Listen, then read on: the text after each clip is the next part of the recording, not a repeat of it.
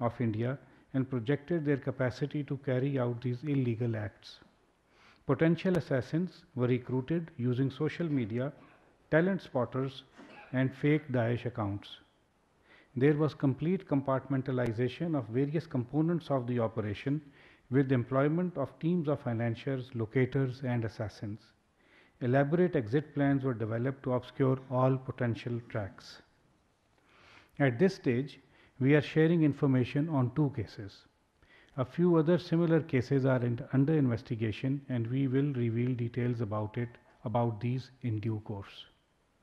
The assassination of Shahid Latif. On 11 October 2023, Mr. Shahid Latif was assassinated outside a mosque in the city of Sialkot. A detailed investigation revealed that an Indian agent, Yogesh Kumar, based in a third country, orchestrated the assassination. Yogesh Kumar recruited Muhammad Umair, a laborer in that third country, to act as a contact with local criminals in Pakistan to trace and assassinate Shahid Latif. They recruited local criminals who were able to locate and trace Shahid Latif. However, they were unable to carry out the execution. After some other failed attempts, Muhammad himself was personally sent to Pakistan to carry out the assassination. Umair organized a team of 5 target killers, which after the first failed attempt on 9th October 2023, succeeded in assassinating Shahid Latif on 11th October 2023. Based on the confessional statements and technical evidence, law enforcement authorities quickly apprehended the target killers, including Muhammad Umair, who was trying to flee the country on 12th October 2023. All those involved in this reconnaissance, surveillance, and killings have been apprehended, and a case is being tried in the court of law. We have evidence of transactions made in the process linking the entire chain to Indian agent Yogesh Kumar. The second case is of Muhammad Riaz. Another Indian agent was involved in the killing of another Pakistani national, Muhammad Riaz, who was assassinated during Fajr prayers in a mosque in Rawalakot on 8 September 2023. Law enforcement agencies tracked the killer, Muhammad Abdullah Ali, and arrested him on 15th September 2023 while boarding a flight at Jinnah International Airport, Karachi. Interrogation revealed that Muhammad Abdullah Ali was recruited and guided by Indian agents Ashok Kumar Anand and Yogesh Kumar. Indian agents utilized social media app Telegram to recruit Muhammad Abdullah Ali, who was asked to locate Muhammad Riaz. Muhammad Abdullah Ali received payments through middlemen based in a third country. He was also provided with weapons and ammunition. After a failed attempt on 7 September 2023, Muhammad Abdullah Ali succeeded in killing Muhammad Riaz on 8 September 2023. The law enforcement authorities apprehended Muhammad Abdullah Ali and his supporters and facilitators from various cities in Pakistan. The case is being tried in a court of law. Based on the confessional statements of Muhammad Abdullah Ali and technical evidence, as well as in third countries, we have documentary, financial, and forensic evidence of the involvement of the 2 Indian agents who masterminded these assassinations. We are releasing the passport details of Yogesh Kumar and Ashok Kumar. We have also reached out to the governments of the relevant third countries. As I have said earlier, there are a few other cases of similar gravity at various stages of investigation. The conclusions one is forced to draw from this very serious and disturbing information is that these cases reveal a growing sophistication and brazenness of Indian-sponsored terrorist acts in Pakistan. They fit the pattern of similar cases which have come to light in other countries, including Canada and the United States. Clearly, the Indian network of extrajudicial and extraterritorial killings has become a global phenomenon. Pakistan has remained a target of extrajudicial killings. We are now witnessing an increased sophistication in these operations as revealed in these two cases. It is critical to bring to justice the killers, their facilitators, and financiers involved in these assassinations. Indian agents need to face justice for their extrajudicial and extraterritorial killings in Pakistan and other countries. India must be held accountable internationally for its blatant violation of international law. India's assassination of Pakistani nationals on Pakistani soil is a violation of Pakistan's sovereignty and a breach of the UN Charter. This violation of Pakistan's sovereignty is completely unacceptable. Pakistan remains committed to protecting its people and securing its own sovereignty. Protection of Pakistanis and any foreign national on Pakistani soil is a high priority for the government of Pakistan. India's reckless and irresponsible act calls into question India's reliability as a credible international partner and its claims for enhanced global responsibilities. Thank you. Okay, we will have a few questions because of the very busy schedule of the Foreign Secretary. We will keep this session very limited and request that the questions be focused only on the topic that is at hand. Ji Mateen Haider Sahab. Assalamu alaikum. Thank you, Mr. Foreign Secretary. This is an extraordinary network that you have shared information on Indian terrorism and proxy networks. What's the evidence of these killings that took place in Pakistan and how these killings connects to the government of India? Do you have some more evidence and details? Please share. Thank you. The evidence is quite extensive. For instance, when the assassinations were carried out, there was a jubilation in certain circles of the Indian social media, gloating over the killings, that this was just retribution for enemies of India. There is also evidence of linkage of these killings with the Indian agent Yogesh Kumar and the Ashok Kumar Anand.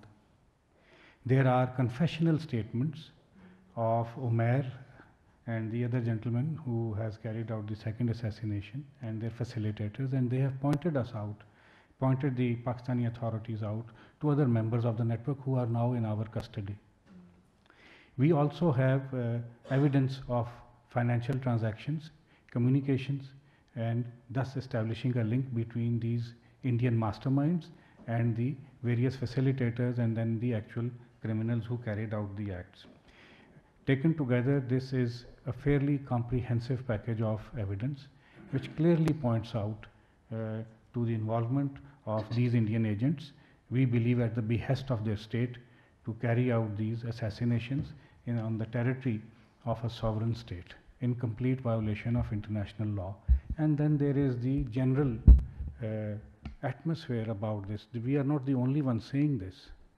There is evidence also which the Canadian authorities have shared, and there is also news of the United States where another agent, Indian agent, has been caught trying to conduct a similar activity there. So taken together, it is fairly clear what India is doing in complete violation of international law. Mr. Nazim.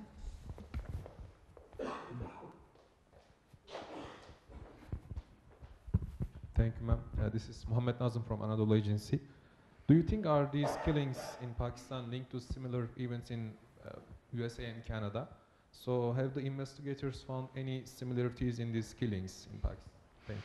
The modus operandi, if you look at it, I'm sure you mentioned it, United States and Canada, and what happened. The modus operandi seems quite similar, that instructions are received by Indian agents, we believe, from their headquarters back home. They then go about looking for contacts and contract killers in the local community, and then they execute the crime. In the case of the United States, the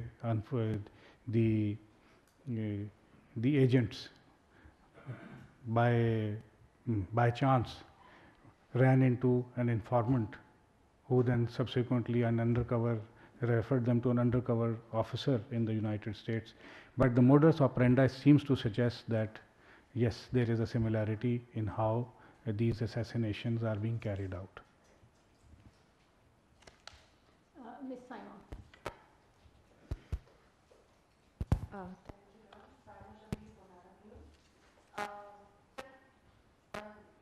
According to investigations, how much information you can share with us about Indian nationals and other information during their investigation with Pakistan? Some information cannot be shared at present because it is of a sensitive nature and impacts on the court cases that are underway. We, for instance, have their passport numbers and identity. We can share it with you. We have some other information also. For instance, Yogesh Kumar who orchestrated the killing of Shahid Latif Saab.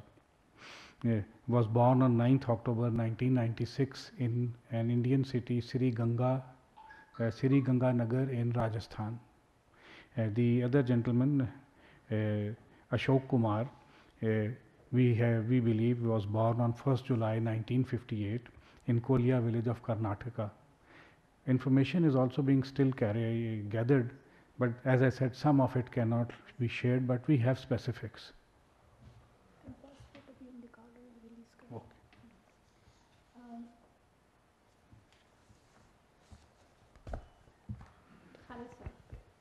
Individual other than these two targeted in Pakistan.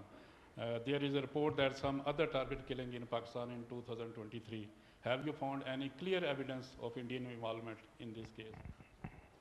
Right now, of course, as I've already said, we are sharing details of these two, but it cannot be discounted that there are other instances that have also happened. Investigations are underway, and as and when we have sufficient evidence, it will be shared with you.